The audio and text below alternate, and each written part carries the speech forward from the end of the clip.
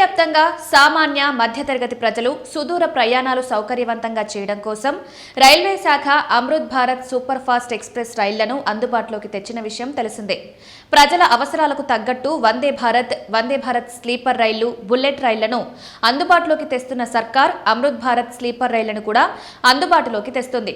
ప్రజల ప్రయాణ అవసరాలను తీరుస్తుంది. ఈ క్రమంలో తాజాగా వరంగల్ మీదుగా తిరుపతి వెళ్లే ప్రయాణికులకు మంచి వార్త చెప్పింది దక్షిణ మధ్య రైల్వే శాఖ ధన్బాద్ నుంచి కోయంబత్తూర్ వరకు కొత్త Amrit Bharat super fast express రైలు ప్రారంభించింది. ఈ రైలు వరంగల్ రేణిగుంట స్టేషన్ల మీదుగా ప్రయాణిస్తుంది. రైలు నెంబర్ 22363 గల ఈ సర్వీస్ ప్రతి శనివారం తెల్లవారుజామున 4:10 నుంచి ధన్బాద్ నుంచి బయలుదేరుతుంది.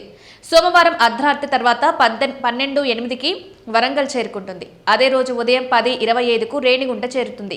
తిరుపతి భక్తులు రేణిగుంటలో దిగి సులభంగా క్షేత్రానికి చేరుకోవచ్చు. తిరుగు మార్గంలో రైలు ప్రతి మంగళవారం ఉదయం 7:50కి కోయంబత్తూర్ నుంచి బయలుదేరుతుంది. సాయంత్రం 4:20కి రేణిగుంట, బుధవారం తెల్లవారుజామున 12:09కి వరంగల్ చేరుకుంటుంది.